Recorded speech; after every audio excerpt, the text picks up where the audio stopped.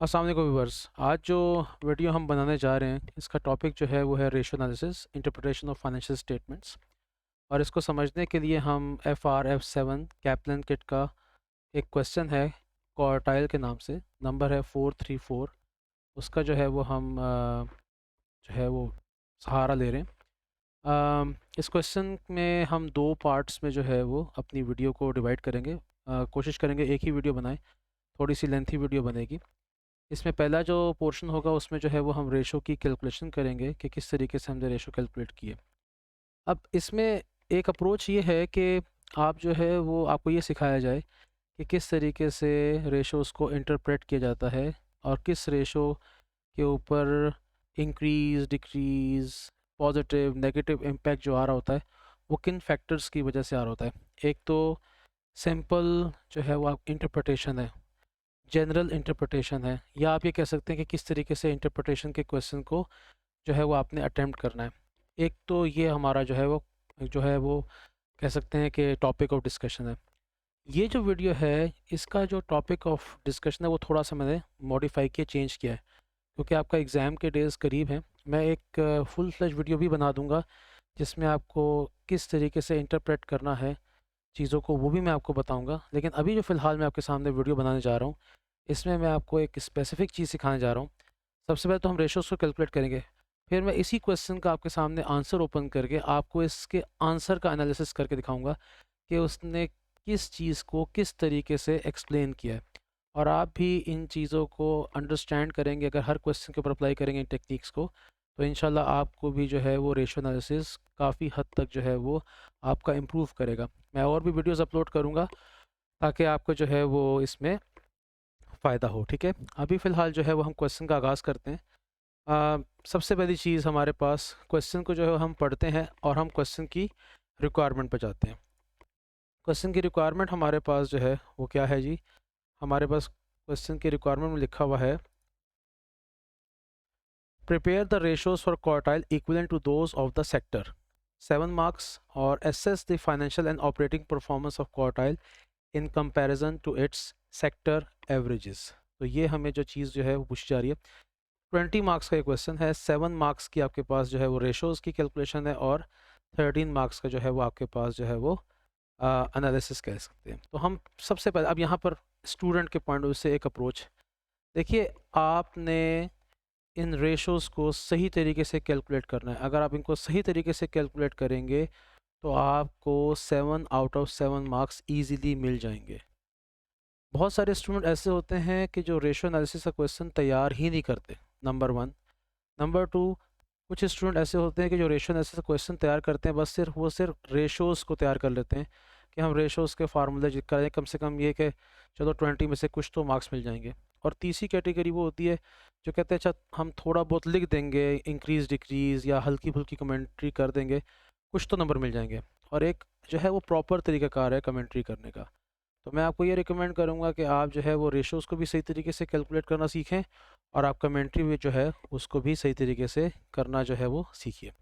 तो सबसे पहले हम यहाँ देखते हैं कि हमें किस किस्म का जो है वो कंपैरिजन करना है। देखिए यहाँ लिखा है prepare the ratios for quartile equivalent to those of sector. Sector का मतलब ये कि ये किसी एक स्पेसिफिक सेक्टर की बात हो रही है।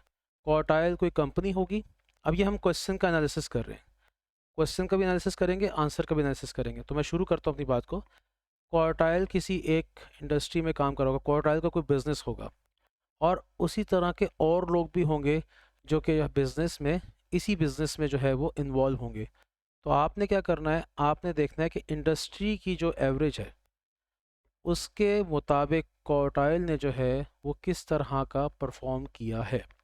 तो हमें जो है वो सवाल में एक काम आसान किया गया है कि हमें रेशोज़ के नाम बता दिए गए हैं और हमें इंडस्ट्री जो सेक्टर है, सेक्टर एवरेजेस जो है वो हमें दी हुई हैं।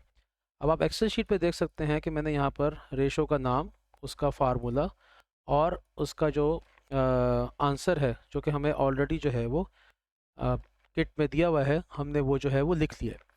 तो अब हमने क्या करना है, हमने क्वार्टाइल की रेशो जो है वो कैलकुलेट करनी है। तो यहाँ पर हमारे पास return on year and capital employed है जो कि हमारे पास होता है profit before interest and tax divided by capital employed. देखिए फार्मूलाज को बार बार लिखिए उसकी वजह ये है कि फार्मूला अगर सही लिखेंगे तो सही रेशो कैलकुलेट होगी। यहाँ मैं दो पॉइंट्स जो है वो आपके सामने मेंशन करना चाहता हूँ।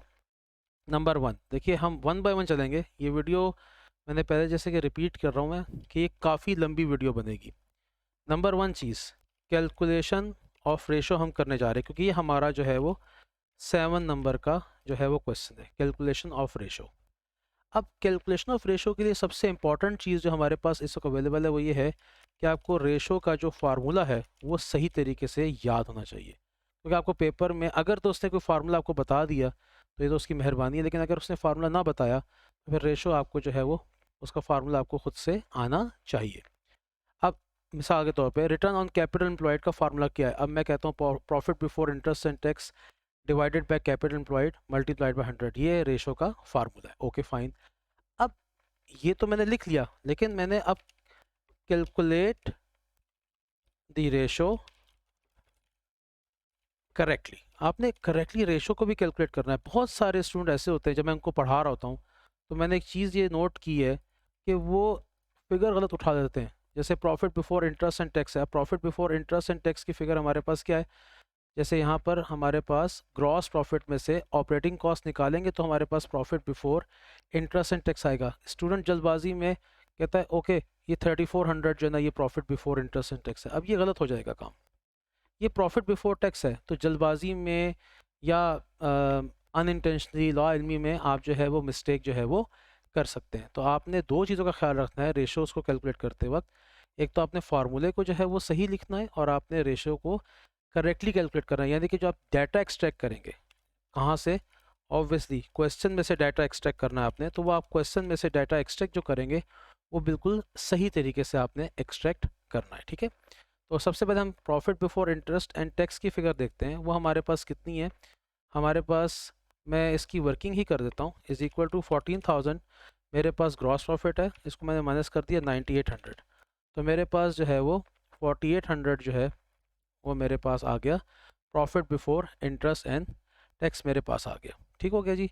अब हम क्या करेंगे, आप जो है वो इसको डिवाइड करेंगे कैपिटल एम्प्लॉयड के साथ। अब कैपिटल एम्प्लॉयड जो है वो क्या होता है हमारे पास, आप इसमें जो है वो total assets minus current liabilities कर दीजिए, इज़ इक्वल टू, देखिए टोटल एसेट्स हमारे पास कितने हैं, वो हमारे पास है 41,800। ठीक है जी, 41,800 जो है वो हमारे पास टोटल एसेट्स है। ठीक है, और इसमें से करंट लाइबिलिटीज़ जो कि हमारे पास आ रही हैं 7200, तो मैं वो लेस कर देता हूँ, माइनस 7200।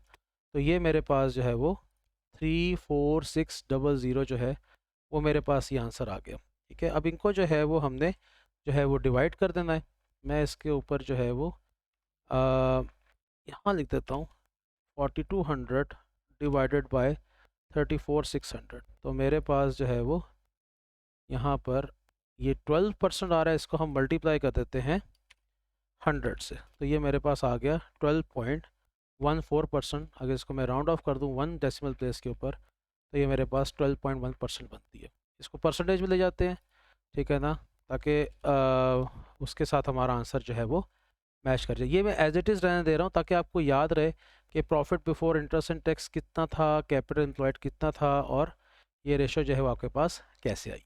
ठीक है, उसके बाद हमारे पास है नेट एसेट्स टर्नओवर। अब इसमें हमारे पास फार्मूला है sales revenue divided by capital employed. Capital employed की तो आपके पास यही जो फिगर है ना यही आपके पास आ जाएगी। ठीक है, इज इक्वल टू 41,800 माइनस 7,200, यही फिगर आपके पास आ जाएगी। ठीक है, सेल्स रेवेन्यू आपके पास जो है एसपीएल में जाना पड़ेगा, सेल्स रेवेन्यू हमारे पास है 56,000। लगाते हैं फार्मूला इसके ऊपर, is equal to 56,000 divided by 34,600। ये हमारे पास 1.6 टाइम्स जो है वो हमारे पास ये वैल्यू जो है वो आ रही है हमारे पास। ठीक है जी, ओके। नेक्स्ट वन हमारे पास जो है ग्रॉस प्रॉफिट मार्जिन है। ग्रॉस प्रॉफिट हमारे पास कितना है 14,000। ये डायरेक्ट करते हैं इसको ज़रा थोड़ा सा, 14,000 डिवाइडेड बाय हमारे पास सेल्स रेवेन्यू है 56,000। ये हमारे पास 5% जो है हमारे पास ये वैल्यू जो है वो आ गई। ठीक है जी। उसके बाद हमारे पास जो है वो ऑपरेटिंग प्रॉफिट मार्जिन है। ऑपरेटिंग प्रॉफिट हमारे पास कितना था, profit before interest and tax हमारे पास जो है वो कितना था, हमारे पास वही हम बात करेंगे 4200 के ऊपर जो है वो हम बात करेंगे जो हमने यहाँ कैलकुलेट किया था। ठीक है, तो यहाँ पर हम लिखेंगे is equal to 4200 divided by sales revenue 56,000। तो ये हमारे पास आंसर आ गया 7.5%। और हमारे पास करंट रेशो जो है वो आ गई हमारे पास, current assets 11,200 divided by current liabilities 7,200। ये हमारे पास 1 पॉइंट जो है वो 6 आ गया। उसके बाद हमारे पास जो है वो एवरेज इन्वेंट्री टर्नओवर जो है वो हमारे पास आ गया, और वो हमारे पास है कॉस्ट ऑफ सेल्स। अब कॉस्ट ऑफ सेल्स हमारे पास कितनी है, 42,000 हमारे पास जो है वो कॉस्ट ऑफ सेल्स है। ठीक है, तो 42,000 को is equal to 42,000 divided by average inventory. अब एवरेज इन्वेंट्री हमारे पास कितनी है जी, ब्रैकेट ओपन करते हैं, ओपनिंग जो है हमारे पास कितनी है 80। अच्छा ज़रा साइड पे ना इसकी वर्किंग कर लेते हैं ज़रा, एक मिनट। एवरेज इन्वेंट्री हमारे पास ओपनिंग इन्वेंट्री है 8300, और हमारे पास जो है मेरे ख्याल से 10,200। ये हमारे पास दोनों का आंसर आ गया is equal to bracket open 8300 plus 10,200 bracket close divided two, ये हमारे पास 9250 आ गया। कॉस्ट ऑफ सेल्स हमारे पास थी 42,000, और हमारे पास आंसर आ गया 42,000 divided by cost of sales. Average inventory हमारे पास है 9250, 4.5 जो है वो हमारे पास एवरेज इन्वेंट्री टर्नओवर आ गया। ट्रेड पेएबल डेज हमारे पास किस तरह आएंगे, ट्रेड पेएबल्स हमारे पास हैं 5400 divided by multiplied by 365 divided by 43900, 439, ये हमारे पास 45 डेज आ गए।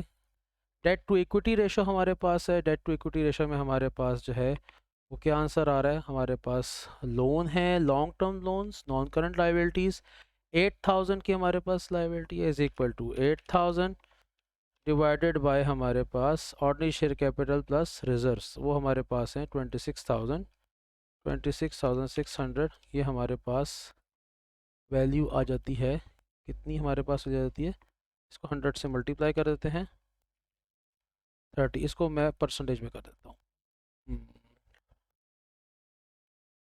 30% हमारे पास ये वैल्यू आ गई।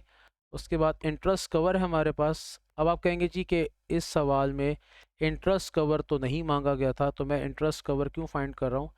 देखिए हम इस क्वेश्चन के ऊपर एनालिसिस कर रहे हैं इसके आंसर का, ताकि आपको जो है वो बातें समझ में आए। मैं आपको एक्सप्लेन करूँगा कि हम इंटरेस्ट कवर जो है वो इसमें क्यों वो यूज़ कर रहे हैं हम। ठीक है, सो इंटरेस्ट कवर का फार्मूला हमारे पास है profit before interest and tax, जो कि हमारे पास सवाल में 4200 है, तो मैंने यहाँ पर लिखा ये 4200 डिवाइडेड बाय इंटरेस्ट पेएबल। आपके पास जो है वो इंटरेस्ट पेएबल जो है वो हमारे पास कितना है, इंटरेस्ट फाइनेंस कॉस्ट हमारे पास 800 है, तो ये हमारे पास 800 आ गया। ये हमारे पास 5.25 आ गया। ये हमारे पास इंटरेस्ट कवर है। तो एट ए ग्लैंस ज़रा इसको देख लीजिए आप, आपके पास सारी रेशोज़ के मैंने आंसर कैलकुलेट कर दिए, और ये देख सकते हैं आप हमारे पास सारी रेशोज़ आ गई हैं। और अब हमने जो है इसका एनालिसिस जो है वो शुरू करना है। अब मैं आपको इसका एनालिसिस करना सिखाऊंगा, जनरल एनालिसिस नहीं, हम क्वेश्चन को रीड करेंगे इसके आंसर को, और मैं आपको एक एक चीज़ जो है एक्सेल के ऊपर लिख के सारी बात जो है वो समझाऊंगा कि किस तरीके से आपने जो है वो काम जो है वो करना है। ठीक हो गया जी। अच्छा जी, अब जो है वो हमारे पास क्या है, अब हम इस क्वेश्चन का आंसर ओपन करते हैं और हम देखते हैं कि किस तरीके से आंसर को आपने जो है वो एलेबोरेट करना है। अच्छा, एक चीज़, एग्जामिनर जितना आपको आंसर दे रहा है तो उतना ही आंसर आपसे एक्सपेक्टेड नहीं कि आप उतना ही आंसर लिखिए, क्योंकि वो सारे पॉइंट्स को डिस्कस कर रहा होता है। अगर आप वैलिड पॉइंट लिखेंगे तो आपको मार्क्स मिलेंगे। अब ज़रा थोड़ी सी ज़रा मार्क्स की ज़रा अपॉर्शनमेंट करते हैं। हमारे पास जो क्वेश्चन है इसमें 13 मार्क्स हमारे पास हैं और हमने जो है वो 7 रेशोज़ कैलकुलेट किए हैं। राउंड फिगर 7 इंटू 2 14 बनते हैं, यानी कि 2 मार्क्स पर रेशो आप कर सकते हैं। इस तरह से रफली एक एवरेज वर्किंग कर सकते हैं। अब हम देखते हैं कि हमने इसको किस तरीके से जो है इसका एनालिसिस शुरू करना है। सबसे पहले तो मैं ये काम करूँगा, बीइंग ए स्टूडेंट बात कर रहा हूँ मैं आपसे। अगर मैं एक स्टूडेंट बन के सोचूँ, सबसे पहले मैं अपने आंसर चेक करूँगा। देखें, मैंने रेशो कैलकुलेट की है, मेरे पास सारों के आंसर मौजूद हैं। अब मैं पहले चेक करूँगा कि मेरे आंसर ठीक हैं कि या नहीं ठीक। वैसे आपके सारे आंसर ठीक हैं वैसे। देखिए, रिटर्न ऑन कैपिटल एम्प्लॉयड 12% है, 12.1% है, ठीक है इसको। उसके बाद आपके पास नेट एसेट टर्नओवर 1.6 टाइम्स है, आपके पास ग्रॉस प्रॉफिट 25% है, आपके पास ऑपरेटिंग 7.5% है, करंट 1.6 है, 4.5 है और 45 डेज़ है और 30% है। अच्छा, अब यहाँ पर एक टिप छोटी सी, आपने ये काम तो कर लिया। अब आपने दूसरा स्टेप जो लगाना है वो ये लगाना है कि आपने match your answers with the exam kit. Exam kit में जो आपके पास आंसर दिया है, match your answers with the exam kit. आपके पास जो आंसर दिए हुए हैं आपने इसको जो है वो मैच करना है, ताकि आपको पता लग जाए कि आपने रेशो सही कैलकुलेट की है कि नहीं की। आपके पास अभी भी 3 दिन है, आपका पेपर जो है वो नेक्स्ट वीक में है। सो अब आप अभी भी बहुत सारी चीज़ें जो है वो कर सकते हैं और मैं भी कोशिश करूँगा कि मैं और वीडियोस बना दूँ। अब हम क्या करेंगे, अब हमने वन बाय वन, हमारा पास तीसरा पॉइंट जो है वो है अब कमेंट्री। देखिए, एनालिसिस है हमारा पॉइंट, ठीक है। एनालिसिस कैसे करेंगे, इतना जो है वो आई होप समझ में आ गया होगा आपको। एनालिसिस हम कैसे करेंगे, मैं कुछ जनरल बातें आपको बताता हूँ पहले, ठीक है ना। मैं यहाँ पर एक चीज़ जो है वो आपके सामने जो है वो कॉपी कर रहा हूँ, ठीक है। और आपने इसको जो है ज़रा थोड़ा सा ज़रा याद रखना है कि मैं क्या चीज़ जो है वो आपको समझाना चाह रहा हूँ। आपने ये देखना है कि जब भी आप एनालिसिस करेंगे, सबसे पहली चीज़ जो है रेशो की इम्पोर्टेंस के बारे में हो सकता है आप लिख सकते हैं इम्पोर्टेंस क्या है।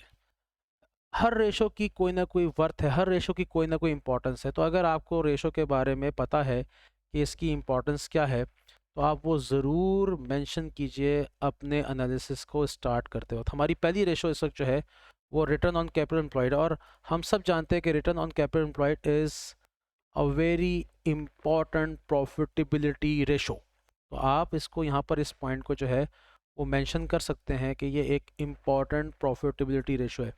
तो अगर आपको रेशो की इम्पोर्टेंस के बारे में पता है तो आप उसको एक सेंटेंस की फॉर्म में जो है वो लिख सकते हैं।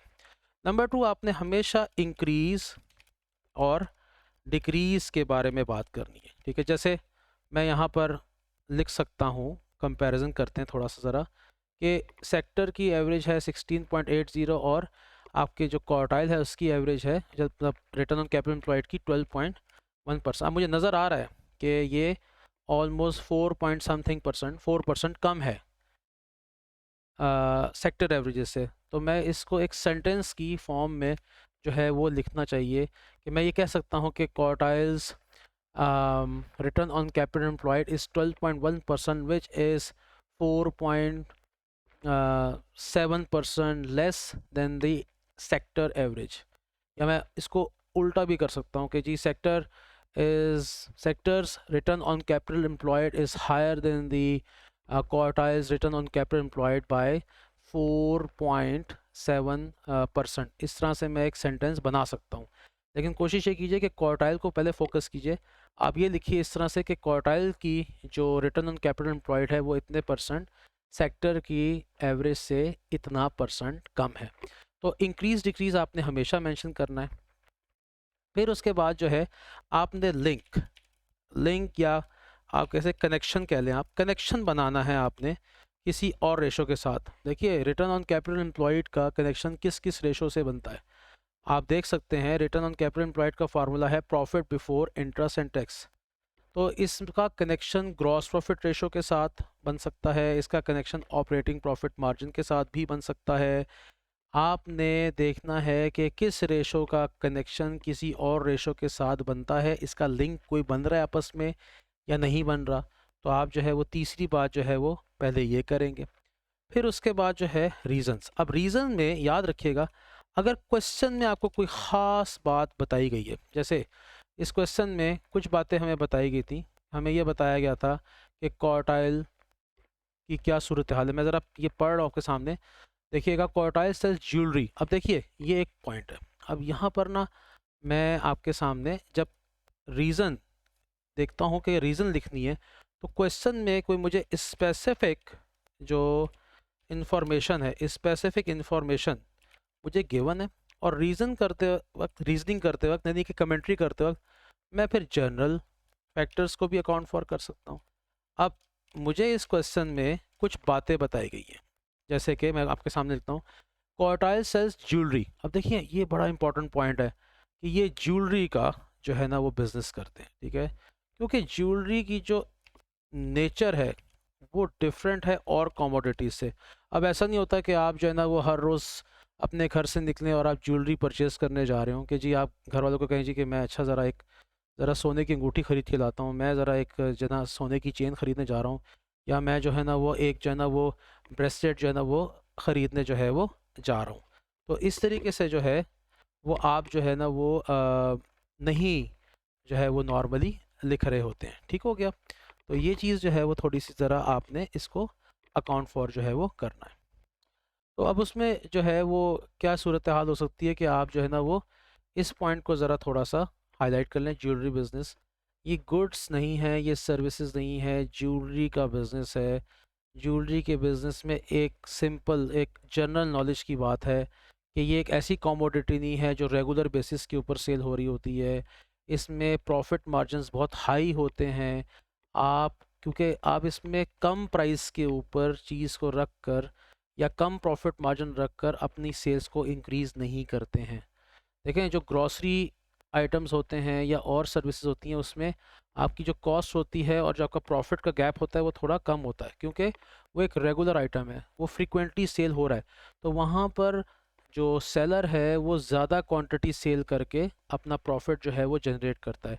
लेकिन ज्वेलरी के केस में ऐसा नहीं होता है। ज्वेलरी एक ऐसा आइटम नहीं कि जो बहुत रनिंग आइटम है और जिसको आप बार बार सेल कर रहे हो। तो यहाँ पर आप क्या करेंगे, आप पूरे एक महीने में कम आइटम सेल करेंगे लेकिन आपका प्रॉफिट मार्जिन बहुत हाई होगा as compare to other things. आप किसी ज्वेलरी ओनर के पास जाएं, उससे आप पूछें कि भाई एक महीने में कितने यूनिट सेल करते हो, और आप एक ग्रॉसरी शॉप ओनर से पूछें या एक retail store cash and carry से पूछें कि एक महीने में कितने आइटम सेल करते हो, तो हेल ऑफ डिफरेंस जो है वो आपको नज़र आएगा। फिर इसने आगे क्या लिखा है, through stores in retail shopping centres through out the country. अब ये through out the country operate कर रहा है, ठीक है, ये भी एक बहुत इंपॉर्टेंट पॉइंट है कि थ्रू आउट द कंट्री, यानी कि ये किसी स्पेसिफिक जो है वो place, specific market, specific city में ऑपरेटिंग कर, ये through out the country operate कर रहा है डिफरेंट रिटेल शॉपिंग सेंटर्स के through. Over the last 2 years it has experience declining profitability. देखें अब ये क्वेश्चन में ही हमें एक स्पेसिफिक पॉइंट मिल गया कि वो प्रॉफिटेबिलिटी जो है उसमें डिक्लाइन जो है वो उसको नज़र आ रहा है, and it's wondering if this is related to the sector as a whole. अब वो जानना चाह रहा है कि क्या ये प्रॉब्लम जो है ये पूरे सेक्टर को जो प्रॉब्लम हो रही है या सिर्फ ये प्रॉब्लम जो है वो मुझे ही हो रही है। ये स्पेसिफिक इन्फॉर्मेशन है जो मैंने यहाँ पर आपके सामने मेंशन की है कि क्वेश्चन में स्पेसिफिक इन्फॉर्मेशन गिवन होगी, ठीक है। फिर इसके अलावा वो कहता है it has recently subscribe to an agency that produces average ratios across many businesses. उसने एक एजेंसी को कांटेक्ट किया जो कि रेशोज़ कैलकुलेट करती, तो उसने रेशोज़ मंगवाई हैं सेक्टर की, और फिर उससे वो अपने आप को कंपेयर करेगा। इसके एंड में भी जो है वो एक इन्फॉर्मेशन गिवन है। वो कहता है द डेफर्ड डेवलपमेंट एक्सपेंडिचर। आप देख सकते हैं कि नॉन करंट एसेट्स में डेफर्ड डेवलपमेंट एक्सपेंडिचर है, ठीक है, $5,000 का। अब ज़रा देखिए इसको। वो कहता है the deferred development expenditure relates to an investment in a process to manufacture artificial precious gems for future sale by quartile in the retail jewellery market. वो कह रहा है कि वो एक डेवलपमेंट एक्सपेंडिचर जो है वो इंकर कर रहा है, एक प्रोसेस जो है वो उसमें इन्वेस्टमेंट उसने की है जिसकी मदद से वो कल को प्रीशियस जेम्स जो है, आर्टिफिशियल जेम्स जो है वो बनाएगा और वो फ्यूचर में उसको सेल करेगा। ऑब्वियसली ये भी एक बहुत बड़ी मार्केट है और रियल लाइफ में भी लोग इसमें बहुत ज़्यादा काम कर रहे हैं। तो ये आपके सामने मैं इसमें लिख देता हूँ, इन्वेस्टमेंट इन अ प्रोसेस आपने की हुई है, आपने इन्वेस्टमेंट की हुई है एक प्रोसेस में, ठीक है, और ये आपका डेफर्ड डेवलपमेंट एक्सपेंडिचर है। अभी यानी कि ये इन प्रोसेस है, अभी ये कंप्लीट नहीं हुआ है, ज़ाहिर बात है, तभी तो आप इसको डेफर्ड कर रहे हैं। और दूसरी बात ये कि इसमें आप क्या बेचेंगे, आप आर्टिफिशियल प्रीशियस जेम्स जो हैं वो आप इसमें जो है वो सेल करेंगे। ठीक हो गया जी। तो आपके पास जो है ये सारी क्वेश्चन के अंदर स्पेसिफिक इंफॉर्मेशन हमारे पास आ गई है। अब हम क्या करेंगे, अब हम आगे चलेंगे थोड़ा सा और क्वेश्चन में फिर आपके पास जनरल फैक्टर्स हैं, मतलब जनरल फैक्टर्स ये है कि सेल इंक्रीज होती है तो उसकी क्या वजह होती है, सेल डिक्रीज होती है तो उसकी क्या वजह होती है। कुछ जनरल फैक्टर्स जो हैं वो आपके पास होते हैं। जैसे मैं एक एग्जांपल आपको दूंगा कि फॉर एग्जांपल आपकी सेल्स इंक्रीज हो रही है तो उसकी क्या वजह हो सकती है। सेल इंक्रीज इसलिए भी हो सकती है कि आपकी प्रोडक्ट की क्वालिटी बहुत अच्छी है। सेल इसलिए भी इंक्रीज हो सकती है क्योंकि आप डिस्काउंट्स ऑफर कर रहे हैं। सेल इसलिए भी हो सकती है क्योंकि आप जो है वो कम प्राइस के ऊपर डिस्काउंट नहीं दे रहे, लेकिन आपकी जो प्राइस है, आपकी जो सेलिंग प्राइस है वो आपकी इन कंपैरिजन टू कंपेटिटर्स वो कम है। तो ये कुछ फैक्टर्स हो गए। ठीक है, तो इस तरीके से आपके पास जनरल फैक्टर्स क्या हैं, तो आपने वो एक लिस्ट बनानी। अब आप इसको रट्टा मत लगाइए, हर पॉइंट हर जगह पे फिट इन नहीं करना, अकॉर्डिंग टू द सिनेरियो जो है सोच समझ के आपने इसको फिट करना है। अगर थोड़ी सी एफर्ट करेंगे तो इजीली आप इस काम को जो है वो समझ सकते हैं। तो हम ज़रा आप क्वेश्चन के आंसर के ऊपर चलते हैं। ठीक है, रेशोज तो हमारी सारी सही हो गई है। अब हम पहले प्रॉफिटेबिलिटी के ऊपर जो है वो थोड़ी सी बात करते हैं। इसमें हम एक लाइन पढ़ेंगे और फिर उसकी एक्सप्लेनेशन करेंगे। अच्छा हाँ, एक और चीज़, यहाँ पर आपने एंड में एक छोटा सा कंक्लूजन भी जो है वो ड्रॉ करना है। ठीक है ना, कंक्लूजन, ड्रॉ ए कंक्लूजन। तो ये देखते हैं, ये आपके पास जो है वो कुछ चीज़ें हैं जो आपने इसमें देखनी है। अब देखते हैं कि हम किस तरीके से, ये वो पॉइंट्स हैं, ये हर रेशो के ऊपर अप्लाई होंगे। अभी देखते हैं क्या होता है। The primary measure of profitability is the return on capital employed. देखिए प्राइमरी मैयर, देखिए अब मैं यहाँ पर एक काम करता हूँ, मैंने यहाँ पर लिखा मेरी पहली रेशो है रिटर्न ऑन कैपिटल एम्प्लॉयड। अब रिटर्न ऑन कैपिटल एम्प्लॉयड के ऊपर ये एक स्टेटमेंट उसने दी है, प्राइमरी मैयर ऑफ प्रॉफिटेबिलिटी। अब यहाँ पर जब भी आप कोई सवाल करेंगे, चाहे जिस मर्जी लेवल पे करें, जिस मर्जी लेवल पे चले जाएं, F7 F5 F8 F9, SBL SBR, मैं SBR भी पढ़ाता हूँ। ठीक है, F9 भी पढ़ाता हूँ। ठीक है, जिस मर्जी लेवल के ऊपर, AAA, P5, advance performance management, ठीक है, या P4, रोज जहाँ भी आपने कैलकुलेट करना है आप ये लाइन लिख सकते हैं, क्योंकि वाकई ये एक जो है प्राइमरी मैयर है आपकी प्रॉफिटेबिलिटी को मैयर करने का। ठीक है, तो ये आप हर जगह पे लिख सकते हैं। Is the return on capital employed. So ये क्या बात हुई, ये इंपॉर्टेंस बताई जा रही है आपको कि इस रेशो की इंपॉर्टेंस जो है वो क्या है। उसके बाद वो कहता है and this shows that quartiles 12.1% is considerably under performing the sector average of 16.8। अब देखिए, ये मैंने आपको जो बात कही थी कि उसने इंक्रीज और डिक्रीज की बात की थी, उसने इंक्रीज और डिक्रीज को ही एक्सप्लेन किया और क्वार्टाइल को पहले एक्सप्लेन किया कि क्वार्टाइल की जो रेशो है रिटर्न ऑन कैपिटल एम्प्लॉयड वो 12.1% है इन कंपैरिजन टू इंडस्ट्री जो एवरेज है, सेक्टर की जो आपके पास एवरेज है। तो ये मैंने आपको सेकंड पॉइंट बताया था कि रेशो में इंक्रीज और डिक्रीज के बारे में आपने मेंशन करना है। यहाँ पर आप सेक्टर से कंपेयर कर रहे हैं तो आप सेक्टर के साथ इसको लिखेंगे कि सेक्टर आपसे ऊपर है या नीचे है, या क्वार्टाइल उससे ऊपर है नीचे। अब देखिए, the main cause of this seems to be a much lower gross profit margin 25% compare to 35%। अब हमने जो है ऑलरेडी इस सवाल में ग्रॉस प्रॉफिट मार्जिन कैलकुलेट किया हुआ है। ठीक है, ये देखिए ग्रॉस प्रॉफिट मार्जिन हमारे पास है 25%। अब मैंने यहाँ पर आपको ये मेंशन किया था कि तीसरा पॉइंट कि आप की रेशो का वो किसी और रेशो के साथ कनेक्शन बनाएगा, और आप देख सकते हैं कि उसने जो है वो आपको ग्रॉस प्रॉफिट रेशो के साथ उसने कनेक्शन बनाया। तो आप ये लाइन ले सकते हैं, अगर ग्रॉस प्रॉफिट रेशो जो है वो कम होगी, ठीक है, तो आपका रिटर्न ऑन कैपिटल एम्प्लॉयड भी आपका कम होगा। हम लिख सकते हैं कि रिटर्न ऑन कैपिटल एम्प्लॉयड का इसका जो कनेक्शन है, connects connects with gross profit ratio, ये आपने लिख लिया। ये लाइन आप हर जगह पे लिख सकते हैं जब भी रोज की बात होगी। ठीक है, अगर अब इसका एक और एक्सप्लेन करता हूँ, अगर ग्रॉस प्रॉफिट मार्जिन ज़्यादा होगा तो रिटर्न ऑन कैपिटल एम्प्लॉयड भी एक्सपेक्टेड ये है कि ज़्यादा होगा। आप इसको ऐसे भी लिख सकते हैं, पॉजिटिव सेंस में भी लिख सकते हैं इसको आप। अब पॉसिबल एक्सप्लेनेशन फॉर, अब ये आपको एक्सप्लेनेशन दे रहा है, समझा रहा है। अब पॉसिबल वो ये नहीं कह रहा, मतलब उसके लफ्ज़ों में सख्ती नहीं है, हार्शनेस नहीं है, पॉसिबल हो सकता है ऐसा। ठीक है, आपने कभी भी सख्त नहीं होना, बायस नहीं होना एनालिसिस करते वक्त, आपने जो है वो फ्लेक्सिबल रखना है अपने आप को। अब possible explanation, for this that quartile is deliberately का मतलब होता है जानबूझकर, quartile is deliberately charging a lower markup मतलब वो लोअर प्रॉफिट चार्ज कर रहा है। क्यों? क्योंकि in order to increase its sales, मैंने अभी आपको थोड़ी देर पहले बताया कि अगर आप जो है वो कम प्रॉफिट मार्जिन जो है वो चार्ज करते हैं, आप अपना प्रॉफिट रेशो जो है वो कम कर देते हैं, तो हो सकता है कि आप मार्केट में कस्टमर को अट्रैक्ट कर पाएँ। ठीक है, तो ये रीज़न जो है वो हो सकती है, इस वजह से जो है आपके पास जो है वो डेलिबरेटली यानी कि जानबूझकर वो ये काम कर रहा है ताकि उसके पास कस्टमर ज़्यादा आए। ठीक है, अच्छा अब देखिए यहाँ पर उसने बोला there is a supporting evidence. अब इस बात के ऊपर मतलब ये जो उसने लिखा है कि deliberately charging a lower markup, ठीक है ना, ये उसने एक पॉइंट लिखा है यहाँ पर, डेलिबरेटली चार्जिंग। वो कहता है वो कहता है कि इसको हम प्रूफ कर सकते हैं। इसको हम कैसे प्रूफ करेंगे? देखो वो कहता है there is a supporting evidence for this, यानी कि लोअर मार्कअप वो चार्ज करने की कोशिश कर रहा है मार्केट में कस्टमर्स को अट्रैक्ट करने के लिए। और इसका एविडेंस कहाँ से आ रहा है? इसका एविडेंस इस तरह से आ रहा है कि वो कहता है Quartile's average inventory turnover at 4.5 times is 50% better than the sector average of 3 times. देखिए अब आप ज़रा थोड़ा सा ज़रा सोचिए, उसने इन्वेंट्री टर्न ओवर का जो है वो कनेक्शन बनाया है जीपी रेशो के साथ, ग्रॉस प्रॉफिट के साथ।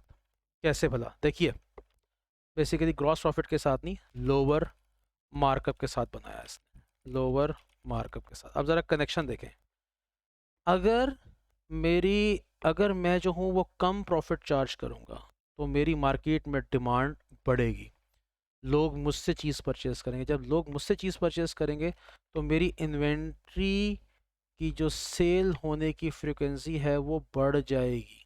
आप देखें एवरेज इन्वेंट्री टर्नओवर जो है वो सेक्टर का 3 टाइम्स है लेकिन हमारा 4.5 है।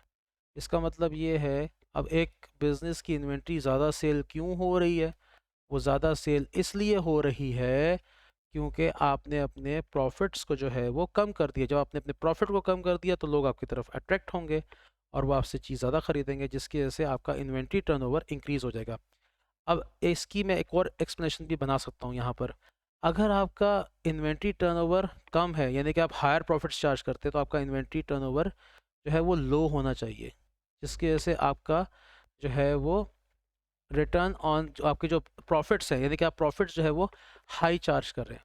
दोबारा सुने, हाई प्रॉफिट चार्ज करूँगा तो इन्वेंट्री टर्नओवर जो है वो आपके पास कम होगा, लो प्रॉफिट चार्ज करूँगा तो इन्वेंट्री टर्नओवर हाई होगा। ठीक है, एन ऑल्टरनेटिव। अब वो कह रहा है एक और अब ये जनरल एक्सप्लेनेशन थी लेकिन उसने इस जनरल एक्सप्लेनेशन को भी कनेक्शन किया। देखें उसने कनेक्ट किया यहाँ पर किसके साथ? उसको लोअर मार्कअप के साथ जो है वो कनेक्ट किया। An alternative explanation could be that Quartile had to cut its margin due to poor sales, which have had a knock-on effect on having to write down closing inventory. जी, वो ये कह रहा है कि ऐसा भी तो हो सकता है, ये भी तो रीज़न हो सकती है कि अपना जानबूझ के उसने ये ना किया हो, बल्कि उससे बेचारे से चीज़ें सेल हो ही नहीं रही।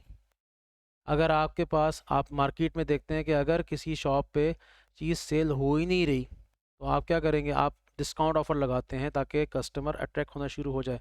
बहुत सारे स्टोर आपकी आम ज़िंदगी में आपने देखे होंगे कि जहाँ पर आप देखते हैं कि नया स्टोर खुला है लेकिन उसकी इतनी डिमांड ही नहीं है, लोग उधर जा ही नहीं रहे, चीज़ें बहुत महंगी हैं और वो फिर ऑफ़र लगाते हैं 10% डिस्काउंट, 20% डिस्काउंट, ताकि उनकी चीज़ें जो है वो बिकना शुरू हो जाएँ। ठीक है, क्योंकि अगर आप ये नहीं करेंगे तो क्या होगा? आपकी इन्वेंट्री के ऊपर जो है वो इसका इम्पैक्ट आएगा।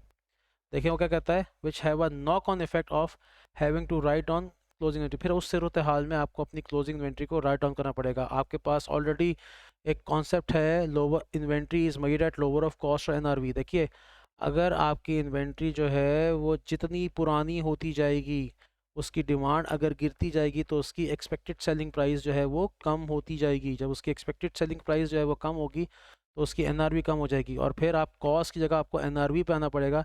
सो आपको जो है राइट डाउन करना पड़ेगा इन्वेंट्री को from cost to NRV.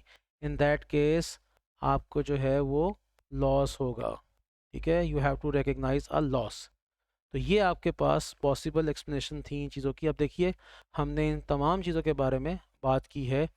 Importance, increase decrease, connection हमने दो बनाए हैं और स्पेसिफिक इंफॉर्मेशन भी दी है, जनरल भी दी है, अभी कंक्लूजन हमने ड्रॉ नहीं किया है। थोड़ा सा आगे चलते हैं, ठीक है। अब देखिए आगे चलते हैं। अब Quartile's lower gross profit percentage has fed through to contribute to a lower operating profit margin 7.5% compare to the sector average of 12%। अब देखिए अगली रेशो हमारे पास है ग्रॉस प्रॉफिट परसेंटेज और ऑपरेटिंग प्रॉफिट मार्जिन हमारे पास है। सबसे पहले वही है। अब यहाँ पर भी आप दो रीज़न लिख सकते हैं, देखिए दो आप आंसर लिख सकते हैं। पहले आप देखेंगे quartiles gross profit margin is 25% which is 10% less than the sector average, जो कि आपके पास यहाँ लिखा हुआ। अब ये पहला सेंटेंस बनेगा। सिमिलरली आप एक और सेंटेंस लिख सकते हैं, operating profit margin of quartile is 4.5% less than the industry average. अब देखें ये दो सेंटेंस आपके पक्के बन गए और ये बिल्कुल जेन्युइन ठीक है। अब आपने क्या करना है, आपने इसकी जो है वो रीजनिंग थोड़ी सी देखनी है। तो सबसे पहले तो वही बात आ गई, देखिए अब यहाँ पर इंपॉर्टेंस का जिक्र नहीं हुआ, यहाँ पर जो है वो आपके पास किस चीज़ का जिक्र हुआ, यहाँ पर आपके पास इंक्रीज और डिक्रीज का जो है वो जिक्र जो है वो हो गया। कनेक्शन देखें, अब वो किससे कनेक्शन बनाता है, अब देखते हैं। अब ये बड़ी इसने इंटरेस्टिंग बात की है, ये एक नई चीज़ है जो आपको सीखने को शायद मिल जाए। However, from the above figures, it can be deduced that quartiles operating cost, operating cost क्या मतलब होती है, मतलब अगर आप सवाल को ज़रा देखिए तो यहाँ पर आपके पास जो है ये देखिए आपके पास ग्रॉस प्रॉफिट के बाद ऑपरेटिंग कॉस्ट है जो कि 9,800 है। इसके बाद आपके पास जो है वो profit before interest and tax जो है वो आपके पास आता है। वो कहता है कि क्वार्टाइल्स ऑपरेटिंग कॉस्ट एट 17.5%। अब ये 17.5% उसने कैसे कैलकुलेट किया है, ज़रा इसके ऊपर थोड़ी सी जो है वह हम बात करते हैं। इस वक्त हम बात करने जा रहे हैं ग्रॉस प्रॉफिट। एक तो मैं यहाँ पर ज़रा हेडिंग डाल देता हूँ। हम इस वक्त बात कर रहे हैं gross profit, gross and operating के ऊपर हम बात कर रहे हैं, ठीक है। अब ये देखिए इसने यहाँ पर एक नई चीज़ की है, उसने ऑपरेटिंग कॉस्ट को 17.5% जो है वो कैलकुलेट किया। अब ये कैसे किया मैं आपको बताता हूँ। देखिए इसका फार्मूला लिख लीजिए, ये फार्मूला आपके काम आएगा, ये आप कहीं और भी लिख सकते हैं। अगर आप जो है वो जीपी रेशो में से अगर आप जो है वो ओपी रेशो जो है माइनस कर देंगे तो आपके पास जो है वो ऑपरेटिंग कॉस्ट जो है वो आ जाएगी। देखिए आप ज़रा सवाल को देखिए वापस दोबारा, आप देखें ग्रॉस प्रॉफिट में से 14,000 में से अगर मैं ऑपरेटिंग कॉस्ट निकालूंगा तो मेरे पास profit before interest and tax जो है वो आपके पास जो है वो आ जाता है, ठीक है। अब आपके पास जो है वो आपने क्या करना है कि अगर मैं इन दो रेशोज़ को, यहाँ पर आप देख सकते हैं ग्रॉस प्रॉफिट रेशो मेरे पास है 25%, ये देखिए। अब ग्रॉस प्रॉफिट और profit before interest and tax के दरमियान जो डिफरेंस है वो ऑपरेटिंग कॉस्ट है, तो आप वो निकाल दीजिए। ऑपरेटिंग प्रॉफिट रेशो कितनी आपके पास है, 7.5% आपके पास। तो ये आपके पास आंसर कितना आ जाएगा, ये आपके पास आ जाएगा 25 माइनस 7.5, ये आपके पास 17.5% जो है वो आपके पास आंसर जो है वो आता है। अब ये देखिए ये इसने एक नया तरीका बताया, इसका मतलब ये है कि हम ऑपरेटिंग कॉस्ट की परसेंटेज जो है वो निकाल सकते हैं जीपी माइनस ओपी रेशो करके। तो ये एक नई चीज़ है, अगर आपने पहले नहीं पढ़ी आप इसको इस्तेमाल कर सकते हैं gross profit and operating profit margin के एक्सप्लेनेशन में, ठीक है। वो कहता है of revenue appear to be better control. Better control का मतलब ये है कि इंडस्ट्री की, अगर आप हम इंडस्ट्री की ज़रा बात करें, अब ज़रा इन दोनों का डिफरेंस लीजिए। इंडस्ट्री का है 35%, 35% माइनस आपके पास 25%, तो ये हमारे पास आता है 10%। 35 और 12 35 और 12% कितना होता है जी, आपके पास जो है इज इक्वल टू 35 माइनस 12, ये आपके पास 23%। अब देखिए रेशो एनालिसिस में एक चीज़ बड़ी इंटरेस्टिंग है, आप किसी भी चीज़ को पॉजिटिव एस्पेक्ट में भी ले सकते हैं और आप उसको नेगेटिव एस्पेक्ट में भी जो है वो ले सकते हैं। अब मैं थोड़ा सा ज़रा ज़रा क्वेश्चन से हट के आपसे बात करता हूँ। अब आप पॉजिटिव वे में किसी चीज़ को कैसे सकते हैं, क्या मैं कहूँ जी कि क्वार्टाइल तो बड़ा अच्छा रहा, उसकी जो है ना वो ऑपरेटिंग कॉस्ट जो है 17.5% है, उसने अपनी कॉस्ट को बहुत अच्छा कंट्रोल किया है। इंडस्ट्री में जो एवरेज आ रही है वो 23% आ रही है, जो कि बड़ी हाई है। तो इसका मतलब है बाकी जो रिटेलर्स हैं, बाकी जो बिज़नेस कर रहे हैं, उनके पास ये स्किल नहीं है कि वो अपनी कॉस्ट को जो है कंट्रोल कर पाए। अब क्या पता, ये नेगेटिव पॉइंट हो गया ना। अब इसमें पॉजिटिव पॉइंट ये हो सकता है, हम ये भी तो कह सकते हैं कि भाई आपके पास जो है वो ऐसा भी तो हो सकता है कि दूसरी कंपनीज जो है वो एडवर्टाइजमेंट के ऊपर जो हैवी एक्सपेंडिचर इनकर कर रही हो, मार्केटिंग के ऊपर, ताकि वो अपने कस्टमर को अट्रैक्ट कर सके। ठीक है, उनका प्रॉफिट्स तो उनके ऊपर है ना, 35% के ऊपर, 35% के ऊपर ग्रॉस प्रॉफिट मार्जिन है। रिटर्न ऑन कैपिटल एम्प्लॉयड भी उनका बड़ा इंप्रूव्ड है। तो इसका मतलब क्या है, हो सकता है कि वो एक्सपेंसेस ज़्यादा इंकर कर रहे हो, मार्केटिंग कैंपेन अच्छी रन कर रहे हो, एडवर्टाइजमेंट के ऊपर ज़्यादा खर्चा कर रहे हो, ठीक है। तो ऐसा भी हो सकता है।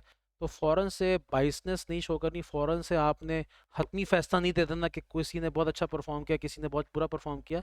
आपने रैशनल अप्रोच से चलना है, ज़रा थोड़ा एवरेज फ्लेक्सिबिलिटी शो करनी है अपने एनालिसिस में, ठीक है। पढ़ते हैं आगे। दिस में indicate that quartile has a different classification of cost. अच्छा, यहाँ पर एक और चीज़ भी हो सकती है कि आपने जो कॉस्ट क्लासिफिकेशन है, देखिए अब इसमें आपके पास जो है ऑपरेटिंग कॉस्ट के ऊपर बात ज़्यादा उसने की है। आप ग्रॉस प्रॉफिट रेशो और ऑपरेटिंग प्रॉफिट रेशो के ऊपर बात करते वक्त ऑपरेटिंग कॉस्ट के ऊपर बात कर सकते हैं, ठीक है। ऑपरेटिंग कॉस्ट में आप डिस्कशन करें, लेकिन आप एक और भी चीज़ देखिएगा, एलोकेशन। अब एलोकेशन का मतलब क्या है, आपको ये बात पता है कि कुछ कॉस्ट हम एलोकेट करते हैं। जैसे अगर आपको याद हो, आपने डेप्रिसिएशन पढ़ी थी, डेप्रिसिएशन की कुछ अमाउंट हम कॉस्ट ऑफ सेल्स में चार्ज कर रहे होते हैं, कुछ एडमिन में चार्ज कर रहे होते हैं, कुछ हम जो है सेलिंग एंड डिस्ट्रीब्यूशन में चार्ज कर रहे होते हैं। सिमिलरली हमारे पास डिफरेंट एक्सपेंसेस होते हैं, हम उनको एलोकेट करते हैं। अब यहाँ पर भी हमें नहीं पता, हमें डिटेल ब्रेकअप नहीं दिया हुआ चीज़ों का।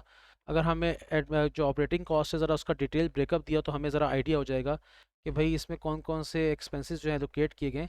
लेकिन ये भी हो सकता है कि डिफरेंट बेसिस हो सकता है कि क्वार्टाइल जो है वो कॉस्ट ऑफ सेल्स में जो है वो अपने एक्सपेंसेस को ज़्यादा जो है एलोकेट कर रहा है, और इसलिए उसका ग्रॉस प्रॉफिट मार्जिन जो है वो कम आया है।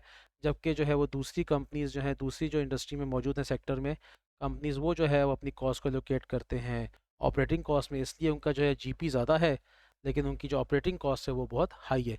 तो कोई भी हतमी फैसला आपने नहीं देना अगर आपके पास चीज़ अवेलेबल नहीं है, आपने जनरल जो है वो इसके ऊपर लिखना है। पढ़ते हैं थोड़ा सा। इसमें indicate that quartile has a different classification of cost between cost of sales and operating costs than the entities in the sector average, or that other entities may be spending more on advertising and selling commission in order to support their higher margin। अब देखिए, ये वही बात कर दी जो उसने मैंने बोली थी कि क्या पता वो अपने उसने जो है एजेंट्स हायर किए हुए जो कमीशन के ऊपर सेल करते हो, उनको वो कमीशन बहुत ज़्यादा एक्सेस अमाउंट में पे कर रहा हो, ताकि वो अपनी सेल्स को जो है वो इन्हेंस कर सकें। ऐसा भी जो है वो हो सकता है, ठीक है।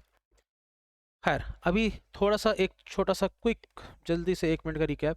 रिटर्न ऑन कैपिटल एम्प्लॉयड एक प्राइमरी रेशो है, ये कमेंट आप कर सकते हैं, फिर आपने इसका कनेक्शन बनाना है। अच्छा, इसमें इंक्रीज डिक्रीज मैंने नहीं लिखा, इंक्रीज डिक्रीज जो है वो आप ज़रूर लिखिएगा, इसमें मैंने वो पॉइंट मेंशन नहीं किया। इंक्रीज डिक्रीज जो है वो आपने मेंशन करना है, इसका कनेक्शन बनाना है। कनेक्शन आपने ग्रॉस प्रॉफिट के साथ बनाना है, और आपने लोअर मार्कअप उसने बताया है जानबूझ के आप लोअर मार्कअप चार्ज कर रहे हैं, उसका कनेक्शन आपने इन्वेंट्री टर्नओवर के साथ बनाना है, ठीक है। ग्रॉस प्रॉफिट में भी आपने क्या किया, सबसे पहली चीज़ तो ये है कि आपने जो है वो इंक्रीज डिक्रीज के बारे में बात करनी है, फिर आपने ऑपरेटिंग कॉस्ट के बारे में बात करनी है, और फिर आप जो है वो ऑपरेटिंग कॉस्ट एलोकेशन, इसके अलावा आप और भी बहुत सारी जो है बातें कर सकते हैं। जैसे आप सेल्स के ऊपर बात कर सकते हैं, आप कॉस्ट के ऊपर बात कर सकते हैं, दो ही चीज़ें होती हैं। सेल्स के ऊपर आप ये बात भी कर सकते हैं कि जी सेल्स इसलिए जो है वो लो हुई क्योंकि आपकी प्राइस बहुत हाई थी, सेल्स इसलिए लो हुई क्योंकि आपकी क्वालिटी अच्छी नहीं थी, सेल्स इसलिए जो है लो हुई क्योंकि जो है वो आपकी जो मार्केटिंग स्ट्रेटजी थी वो इतनी कोई आ, आप कह सकते हैं कि वो इतनी एग्रेसिव नहीं थी। कॉस्ट के ऊपर बात कर सकते हैं, कॉस्ट हाई थी, या आपका जो मेथड है मतलब एलोकेशन का वो डिफरेंट है। आपके पास परचेजिंग, अब आप परचेजिंग किस तरह कर रहे हैं, बल्क में परचेज कर रहे हैं, डिस्काउंट्स ले रहे हैं या नहीं ले रहे हैं, आप जो है वो कौन सी टाइप की, कौन सी क्वालिटी का जो है मटेरियल इस्तेमाल कर रहे हैं। क्या पता आप बहुत अच्छा मटेरियल इस्तेमाल कर रहे हो, आपकी क्वालिटी ज़्यादा अच्छी है, इस वजह से आपकी कॉस्ट हाई आ रही है। तो there are other points which you can write while commenting on gross and operating profit margin. आगे चलते हैं थोड़ा सा और देखते हैं। अभी भी हमारे पास देखिए ग्रॉस प्रॉफिट, ये ऑपरेटिंग के ऊपर ही हम, सॉरी प्रॉफिटेबिलिटी के ऊपर ही हम अभी तक बात कर रहे हैं, ठीक है। अब आगे थोड़ा सा ज़रा मूव करते हैं। The other component of ROC is asset utilisation made by asset turnover.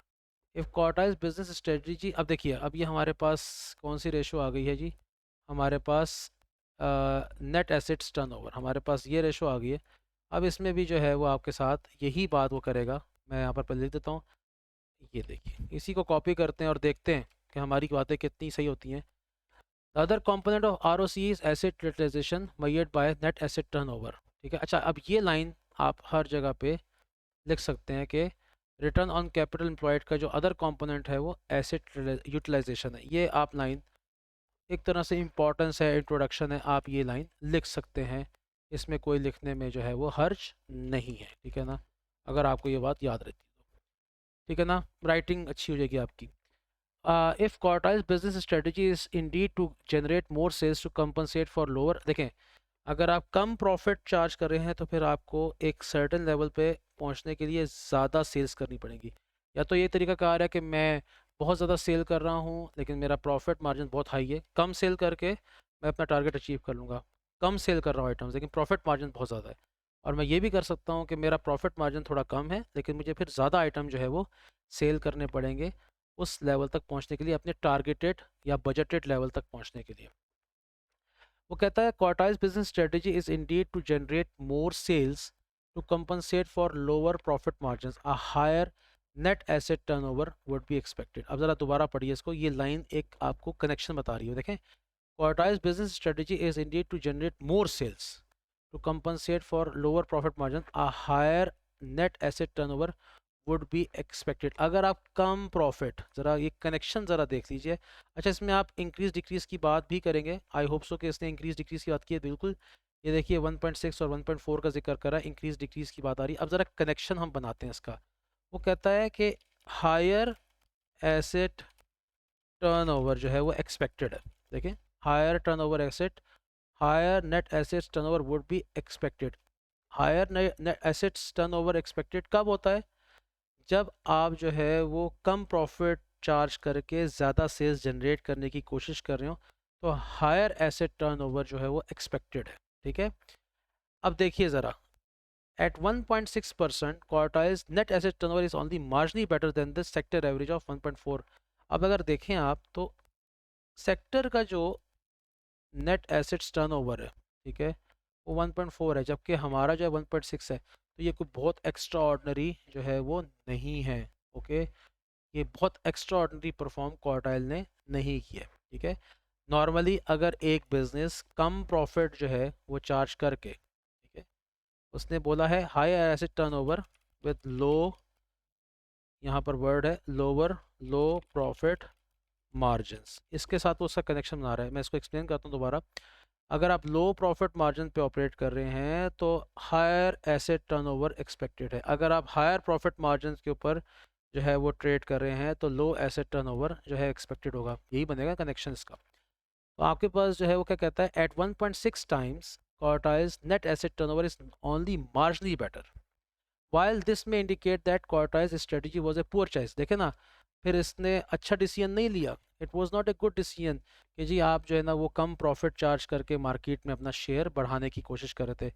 हाँ, ये स्ट्रेटजी उस वक्त अच्छी रहती कि आपने कम प्रॉफिट चार्ज किया और आपने जो है मार्केट में अपना शेयर बनाया अगर आपका एसेट टर्नओवर हायर होता, फिर या आपके ग्रॉस प्रॉफिट रेशियो हाई होती, अगर आपकी ऑपरेटिंग प्रॉफिट रेशियो हाई होती, आपका return on capital employed high होता, फिर मैं कहता हाँ कि जी लो प्रॉफिट मार्जिन जो है वो काम आया है, ठीक है। वाइल दिस में indicate sorry the ratio could be partly distorted. Distorted का मतलब क्या है कि रेशो के आंसर थोड़े से डिफरेंट आएंगे। क्यों डिफरेंट आएंगे? उसकी वजह यह है कि दो चीज़ें ऐसी हैं आपके सवाल में, अगर आप थोड़ा गौर कीजिए, कि जिनकी वजह से आपका कैपिटल एम्प्लॉयड जो है वो इफेक्ट हो रहा है। अगर आप थोड़ा सवाल में गौर कीजिए तो आपके पास एक तो नंबर वन आपके पास है, आपके पास रीवैल्यूएशन सरप्लस है 3000 का, ठीक है। और इसके अलावा आपके पास जो है वो डेफर्ड डेवलपमेंट एक्सपेंडिचर है। हमने कैपिटल एम्प्लॉयड के ऊपर वर्कआउट करते वक्त फार्मूला के यूज़ किया था, हमने कैपिटल एम्प्लॉयड के ऊपर फार्मूला यूज़ किया था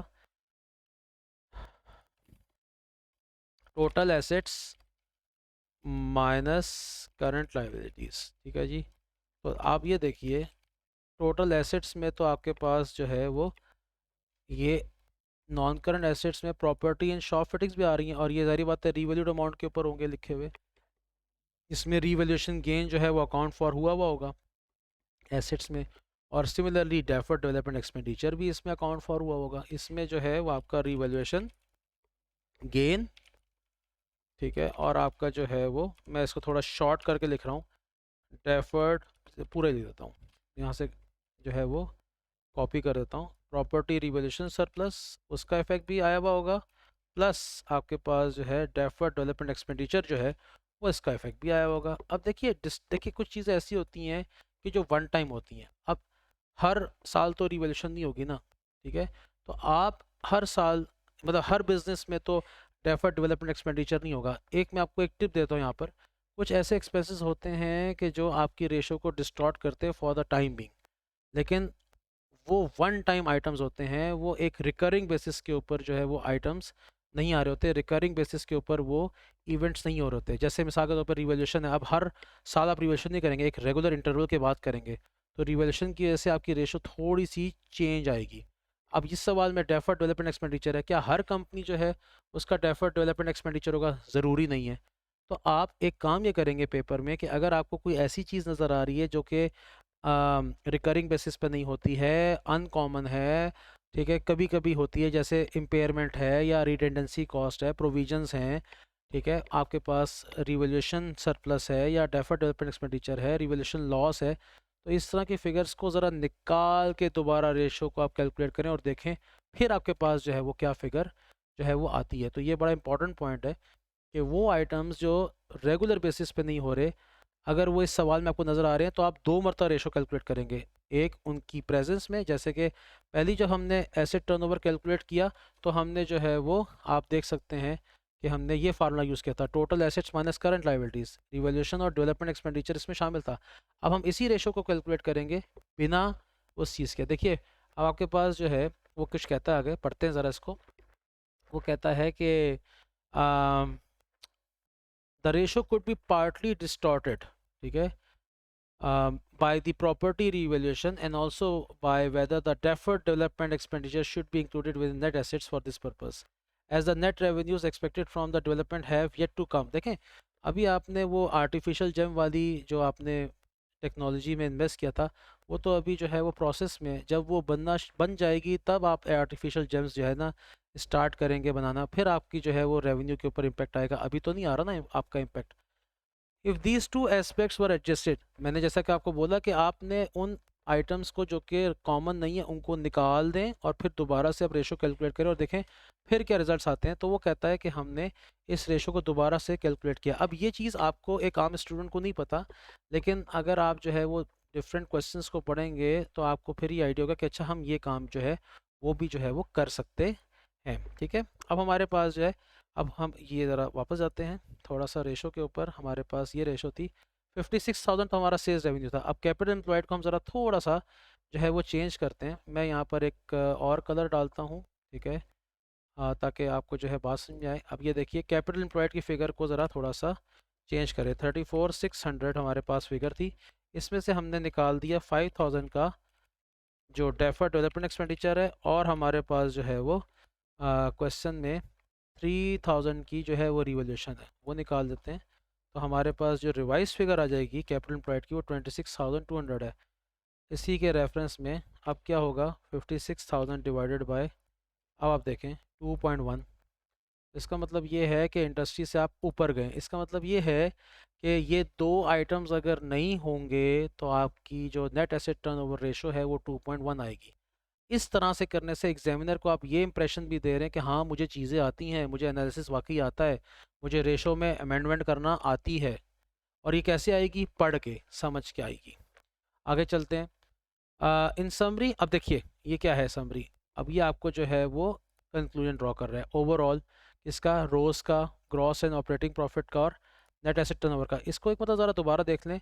इसमें हमने जो है इंक्रीज डिक्रीज की बात की है। अब देखिए ये मैंने बात कर ली। अब ये यहाँ पर अब वो ओवरऑल एक जो है वो कंक्लूजन ड्रॉ कर रहा है। Quartiles overall profitability is below, ये तो हमें नज़र आ रहा है कि ग्रॉस प्रॉफिट भी कम है, ऑपरेटिंग प्रॉफिट भी कम है, रोज भी कम है। अच्छा हाँ, एसेट टर्नओवर थोड़ा सा बेहतर है, स्लाइटली बेहतर है, लेकिन ओवरऑल परफॉर्मेंस डाउन है। अब इसमें आपने बहुत नेगेटिव कमेंट्स नहीं लिखने, ठीक है। Overall profitability is below that of its rival businesses due to considerably low profit margin. हमने डिफरेंट रेशोस के ऊपर वर्कआउट करके ये फिगर आउट किया है कि लो प्रॉफिट मार्जिन के ऊपर वो गया है, और ये उसकी एक अच्छी स्ट्रेटजी नहीं थी जिसकी वजह से उसने कम प्रॉफिट जनरेट किया। उसकी एक्सपेक्टेशन थी कि वो ज़्यादा सेल्स जो है वो जनरेट कर पाएगा। Although this has been partly offset by generating proportionally more sales from its assets. लेकिन अब देखिए एक जगह पे उसने थोड़ा सा डाउन कर दिया क्वार्टाइल को, एक जगह पे थोड़ी तारीफ कर दी। डाउन किस तरीके से कर दिया कि ग्रॉस प्रॉफिट और ऑपरेटिंग प्रॉफिट में थोड़ा डाउन कर दिया, एसेट टर्नओवर में उसको ज़रा थोड़ा अप्रिशिएट करिए, तो एक बैलेंस सा उसने जो है कंक्लूजन दे दिया, क्योंकि बहुत वर्स्ट सिचुएशन नहीं है, बहुत एक्स्ट्रा ऑर्डनरी अच्छी भी नहीं है, नॉर्मल सी है, ठीक है। अब हम जाते हैं थोड़ा सा ज़रा लिक्विडिटी के ऊपर। ये लिक्विडिटी जो है वो उसके ऊपर जो है वो क्या हमने जो है वो बात करनी है, ठीक है। लिक्विडिटी में हमारे पास सबसे पहली रेशो क्या है जी, हमारे पास सबसे पहली रेशो जो है वो है करंट रेशो है। देखते हैं अब क्या बोलता है वो, अब वही बात आ जाएगी। देखिए मैंने आपके सामने जो है वो कुछ चीज़ें जो है यहाँ पर लिखी थी, ये देखिए, देखते हैं ज़रा अब हमारी बात इसमें कितनी जो है वो, ये आपके पास लिक्विडिटी रेशोज है, ठीक है। सबसे पहले as measured by the current ratio, as measured, देखिए अब उसने यहाँ पर इंपॉर्टेंस की बात की थोड़ी सी, कि लिक्विडिटी को मैयर करने के लिए हम करंट रेशो का जो है वो इस्तेमाल ज़्यादातर करते हैं, तो यहाँ पर इंपॉर्टेंस की बात हुई है। फिर इंक्रीज डिक्रीज की बात होगी। अच्छा, इसमें यहाँ पर एक और चीज़ भी आप ऐड कर लीजिए, कुछ रेशोज़ के नॉर्म्स होते हैं, जैसे करंट रेशो और क्विक रेशो के कुछ नॉर्म्स हैं, तो नॉर्म्स का भी जिक्र करना है आपने कि नॉर्म से ऊपर हैं, नॉर्म से नीचे हैं। लेकिन समटाइम्स आप नॉर्म्स को फॉलो नहीं भी कर रहे हो, क्योंकि आपकी इंडस्ट्री या फील्ड जो होती है बिजनेस की वो थोड़ी सी डिफरेंट होती है। जैसे हमने यहाँ पर आइडेंटिफाई किया हुआ ऑलरेडी कि ये आपका ज्वेलरी बिजनेस है, ठीक हो गया। तो ज़रा देखते हैं क्या लिखा है इसके अंदर थोड़ा सा। Quartile has a higher level of cover for its current liabilities than the sector average 1.61, ठीक है ना। ये थोड़ा सा हम ज़रा इसके ऊपर हाईलाइट करते हैं थोड़ा सा यहाँ पर, ठीक है। ये देखिए 1.6 टू 2.51, 1.251। अब देखिए 1.6 जो है वो हमारे पास सेक्टर की एवरेज है मेरे ख्याल से, ये देखिए, नहीं 1.25 सेक्टर की एवरेज है और 1.6 हमारी है, तो हम तो अच्छा परफॉर्म कर रहे हैं, हमारे पास हायर कवर मौजूद है। अब ज़रा देखते हैं थोड़ा सा इसके ऊपर, ये इसकी वजह क्या। अब पहले नॉर्म को देखेंगे। देखिए यहाँ पर हमने लिखा था, सबसे पहली चीज़ क्या लिखी थी, इंपॉर्टेंस। इंपॉर्टेंस मैंने बता दी, इंक्रीज डिक्रीज भी बता दिया। अब नॉर्म क्या है, ज़रा नॉर्म देखते हैं। Quartile's figure is near the norm of expected liquidity ratios often quoted between 1.5 to 2.1। Norm ज़रूर लिखें और नॉर्म से कंपेयर ज़रूर करें। पहले आप नॉर्म लिखें कि करंट रेशो का नॉर्म जो है वो 1.5 से 2 to 1 रेशो है, 1.5 या 2 to 1 है, और आप उसके कितना करीब है, तो जाहिर बात है 1.5 से ऊपर आ रहे हैं आप, तो ये तो एक पॉजिटिव साइन है, ठीक है। और दूसरी बात जो है वो देखिए वो क्या है, with the sector average at 1.25 appearing worryingly low, जबकि सेक्टर की जो एवरेज है वो लो है, तो यहाँ पर उसने अच्छा परफॉर्म किया है। फिर the problem of this norm, अब वो आपको प्रॉब्लम बता रहा है। अब जब भी आप करंट रेशो के ऊपर बात करेंगे, आप पक्की बात कर रहे हैं, इसमें कोई प्रॉब्लम नहीं है, आप प्रॉब्लम विद द नॉर्म का जिक्र कर सकते हैं। ये एग्जामिनर को ये इंप्रेशन क्रिएट करेगा कि आपको रेशो के बारे में इंफॉर्मेशन है। इस नॉर्म के साथ प्रॉब्लम ये है कि आप दो किस्म की इंडस्ट्रीज़ के साथ जो है वो डील कर रहे होते हैं, दो किस्म के बिजनेस हैं। एक वो जो गुड्स में डील करती है, एक जो सर्विस में। अब जो सर्विस में डील करती है, नॉर्मली उनके इन्वेंट्री लेवल ज़ीरो होते हैं या बहुत कम होते हैं, लेकिन जो आपके पास गुड्स में डील करती है उसके इन्वेंट्री लेवल बड़े हाई होते हैं। फिर सिमिलरली आपके जो है वो रिसीवेबल्स, कुछ कंपनीज ऐसी हैं जो कि रिटेल्स बिजनेस में काम करती हैं, वहाँ पर तो सारी की सारी सेल कैश पे होती है, रिसीवेबल तो आपका एग्जिस्ट ही नहीं करता। अब यहाँ पर ज्वेलरी बिजनेस है, ज्वेलरी बिजनेस वो कह रहा है रिटेल्स के थ्रू सेल करता है वो, तो सारी की सारी सेल ही आपके पास क्या होगी, कैश सेल होगी। अब ये बात मुझे कैसे पता लगी, आप देख लें, मुझे करंट एसेट्स में रिसीवेबल नज़र ही नहीं आ रहे, यहाँ पर जो है वो रिसीवेबल जो है वो आपके पास जो है वो क्या है, वो मिसिंग है आपके पास। इसका मतलब ये है कि आपके पास जो है वो इस सवाल में क्रेडिट सेल तो हो ही नहीं रही। जब आपके पास क्रेडिट सेल नहीं हो रही है तो फिर इसका मतलब ये है कि आपके रिसीवर्स भी नहीं है। ऊपर से आप इन्वेंट्री लेवल कितना मेंटेन करते हैं ये भी मैटर करता है। तो यहाँ पर इंडस्ट्री की, मैंने यहाँ पर बोला था आपको कि आपकी जो इंडस्ट्री की नेचर है ना, वो बहुत मैटर करती है कि आपकी इंडस्ट्री की नेचर जो है वो क्या है, ठीक है। इसको ज़रा थोड़ा सा आपने जो है वो थोड़ा सा जो है वो ख्याल रखना है, ठीक है। अब नेक्स्ट नीचे आते हैं ज़रा थोड़ा सा, देखिए अब क्या वो आपको जो है वो बोल रहा है, आंसर चलते हैं वापस। वो कहता है the problem of this norm is that it is generally accepted that it relates to manufacturing. देखें ये जो नॉर्म है ना, ये मैन्युफैक्चरिंग से ज़्यादा रिलेटेड है। अब ये सवाल तो ज्वेलरी का है, रिटेल स्टोर्स के थ्रू वो सेल कर रहा है। अगर मैन्युफैक्चरिंग का आपके पास सवाल आ गया तो आप उसमें ये मेंशन कर सकते हैं कि ये नॉर्म मैन्युफैक्चरिंग इंडस्ट्री का है, ठीक है। As applies to quartile and presumably also to the sector average, in particular retail entities have very little if any trade receivable as is the case with quartile. ये मैंने explain कर दिया आपको कि क्वार्टाइल कैश के ऊपर cell कर रहा है, उसके रिसीवेबल एग्जिस्ट नहीं करते, जिसकी वजह से उसके करंट एसेट्स कम है। जब करंट एसेट्स कम होंगे तो करंट रेशो भी आपकी कम होगी। In particular retail entity, sorry, this makes a big difference to the current ratio and makes the calculation of quick ratio largely irrelevant. जब आपके पास रिसीवेबल्स है ही नहीं, ठीक है ना, जब आपके पास जो है रिसीवेबल एग्जिस्ट ही नहीं करता है, तो फिर वो कहता है, देखिए, retail entities have very little if any trade receivable as is this the case with quartile. This makes a big difference to the current ratio and makes calculation of quick ratio largely irrelevant. वो कह रहा है कि यहाँ पर आपको जो है वो क्विक रेशो कैलकुलेट करने की ज़रूरत जो है वो नहीं है। Okay, consequently retail entities operate comfortably with much lower current ratios as their inventories turn directly into cash। देखिए ना, मैन्युफैक्चरिंग में नॉर्मली होता है कि इन्वेंट्री जो है वो सेल होगी, सेल्स की मदद से रिसीवेबल जनरेट होंगे, रिसीवेबल्स जो है वो फिर कैश में कन्वर्ट होंगे। लेकिन जो रिटेल इंडस्ट्रीज होती हैं उनमें नॉर्मली ये नॉर्म पाया जाता है कि आपके पास जो है वो आइटम्स जो है वो डायरेक्टली जो है वो सेल होता है कैश के ऊपर। तो ये नॉर्म है आपके पास रिटेल इंडस्ट्री में, ठीक है, रिटेल बिजनेस में। Quartile has a current higher, sorry, quartile, if thus if anything quartile has a higher current ratio than might be expected। Conclusion की तरफ थोड़ा सा जा रहा है, ठीक है। as quartile has relatively low inventory levels reduced from high, देखें, हाई इन्वेंट्री टर्नओवर होगा, ज़्यादा इन्वेंट्री अगर आपके पास सेल हो रही है तो इन्वेंट्री जो लेवल्स आपके पास वो कम होंगे। यहाँ पर फिर देखें, उसने कनेक्शन बनाया है, उसने किस चीज़ का कनेक्शन बनाया है, मैं यहाँ पर लिखता हूँ, उसने कनेक्शन बनाया है, मैं ज़रा यहाँ से इसको कॉपी कर लूँ ज़रा थोड़ा सा, उसने लो इन्वेंट्री लेवल्स को, ठीक है ना, हाई इन्वेंट्री टर्नओवर फिगर के साथ उसका एक जो है वो कनेक्शन बनाया। ये आप जो है वो इस बात का इस्तेमाल कर सकते हैं। देखिए, लो, ये देखिए, लो इन्वेंट्री लेवल्स रिड्यूस। अब ये आपको कैसे पता लगा कि उनके पास जो इन्वेंट्री लेवल है वो लो है? क्योंकि उसका टर्नओवर जो है ना, इन्वेंट्री टर्नओवर वो बहुत हाई है, ठीक है। तो ये आप लिख सकते हैं करंट रेशो और क्विक रेशो के ऊपर बात करते हैं। इस सवाल में तो क्विक रेशो नहीं, वैसे एक जनरल बात मैं आपको कर रहा हूँ कि आप लिक्विडिटी के ऊपर बात करते वक्त इस सेंटेंस का इस्तेमाल जो है वो कर सकते हैं। ये भी एक रीज़न आपके पास अवेलेबल है। Inventory levels, receivables, cash sale, credit sale, low inventory level, high inventory level, इन सारी चीज़ों के बारे में आप बात कर सकते हैं जब आप करंट रेशो के ऊपर बात करते हैं। This means that it must also have relatively low levels of trade payables. देखिए, which can be confirmed from the calculated ratios. अब देखिए, low levels of trade payables, the low payables period of 45 days may be an indication of supplier being cautious with the credit period they extend to quartile। अब देखिए, यहाँ पर ना इसने थोड़ा सा जो है ना उसको डीवैल्यू कर दिया क्वार्टाइल को।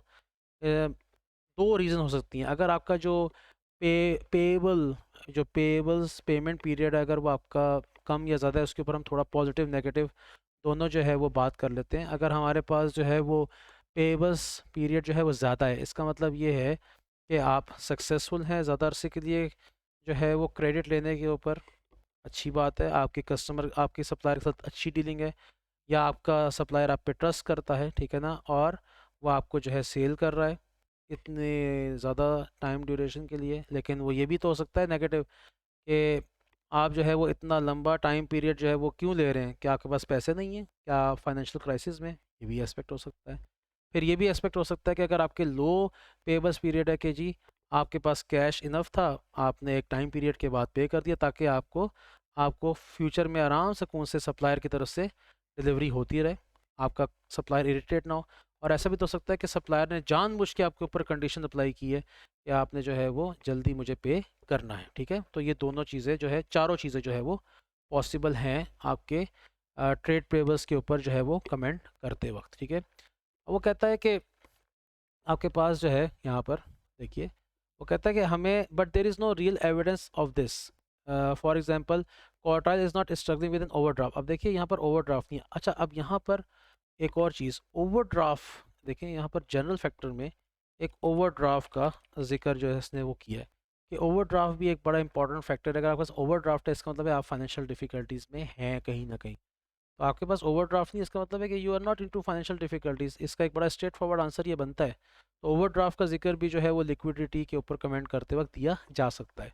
अब कंक्लूजन देगा आपको, देखिएगा, in short Quartile does not appear to have any liquidity issues. देखिए, तो इम्पोर्टेंस भी बताई, इंक्रीज डिक्रीज हर रेशो का बताया, नॉर्म भी बताए, प्रॉब्लम भी बताया और कुछ स्पेसिफिक रीज़न बताई। देखें यहाँ एक ये कनेक्शन बनाया और फिर कुछ बातें आपको जो है वो जनरल उसने बताई, ठीक है ना, जनरल उसने इंफॉर्मेशन जो है वो आपके पास दी है। फिर उसके बाद जनरल ओवरड्राफ्ट की बात कर रहा हूँ मैं, फिर उसने एक कंक्लूजन ड्रॉ किया। तो इस तरीके से अगर आप रेशोज़ को देखेंगे तो इंशाल्लाह आपको कोई मसला नहीं होगा। अब हम आखिरी रेशो पे जाते हैं, गेयरिंग के ऊपर। क्वार्टाइज डेट टू इक्विटी एट 30% is lower than sector average of 38%। हमने जो है वो debt to equity ratio calculate की है, इंडस्ट्री की जो है वो 38% है, हमारी 30%। इसका मतलब है कि हमारी रेशो कम है, हम इतना हाईली गियर्ड जो है वो नहीं है। ओके, तो ये वही बात हो गई, इंक्रीज डिक्रीज की बात हो गई, ठीक है। और अब इसमें वो क्या बताएगा, वो आपको जो है अब रीज़न बताएगा, स्पेसिफिक या जनरल रीज़न, और फिर कंक्लूजन कोई ड्रॉ करेगा, ठीक है, और कनेक्शन भी बनाएगा। अब देखते हैं ज़रा यहाँ पर उसने क्या किया। सबसे पहली चीज़, ये जो लाइन आपके पास आ रही है अभी देखें, ये इंक्रीज़ और डिक्रीज़ की लाइन है। आगे चलते हैं। Although the loan note interest rate of 10% might appear quite high, it is lower than the return on capital employed 12.1%। अब देखिए, अब यहाँ पर एक मैं बात यहाँ पर लिखता हूँ। यहाँ पर हमारे पास गियरिंग की बात हो रही है, तो गियरिंग में हमारे पास सबसे पहले तो उसने इम्पोर्टेंस, आप इम्पोर्टेंस दे सकते हैं कि जी गियरिंग एक important, debt to equity ratio एक इम्पॉर्टेंट रेशो है किसी भी कंपनी की गियरिंग को मेजर करने के लिए। फिर आप इंक्रीज डिक्रीज के बारे में बात करें, फिर उसके बाद जो है वो आप बात कर सकते हैं रिटर्न ऑन कैपिटल एम्प्लॉयड की। आप रिटर्न कितना जनरेट कर रहे हैं, 12.1% का रिटर्न जनरेट कर रहे हैं, और आपने लोन कितने का लिया हो, देखें आपके पास लोन है 10%, लोन नोट्स हैं आपके पास। तो यहाँ पर वो कनेक्शन बना रहा है, लोन नोट के ऊपर जो लोन नोट्स इंटरेस्ट है उसका जो है वो कनेक्शन बना रहा है रोज़ के साथ। किसके ऊपर बात करते हैं, रोज़ के ऊपर। तो ये लाइन आप हमेशा जो है वो लिख सकते हैं। लेकिन वही बात है, पक्की बात है, लोन हो भी तो सही ना पहले, ठीक है। अब लोन है नहीं और आप वैसे ही लिखे जा रहे हैं, तो ये भी गलत है। फिर वो कहता है which means shareholder are benefiting from the borrowings, यानी कि आपकी जो इंटरेस्ट रेट है वो आपका कम है और आपका जो रिटर्न है वो ज़्यादा है। फिर जब आप लोन लेते हैं तो फिर आप ये भी चीज़ देख रहे होते हैं, फिर दोबारा कनेक्शन बना रहा है। देखें उसने जो है वो गेयरिंग को एक्सप्लेन करते वक्त जो है फिर से कनेक्शन बनाया इंटरेस्ट कवर के साथ, कि कंपनी कितना कैपेबल है कि वो इतना सफिशेंट ऑपरेटिंग प्रॉफिट जनरेट कर रही है कि वो अपने इंटरेस्ट एक्सपेंस को ईजिली पे कर सके। तो आप देखें, इसलिए अब आपको आइडिया हुआ होगा कि मैंने ये रेशो जो है इंटरेस्ट कवर क्यों कैलकुलेट की थी, ये जानने के लिए कि कंपनी कितनी स्ट्रांग है इस मामले में। तो ज़रा देखते हैं इसको थोड़ा सा।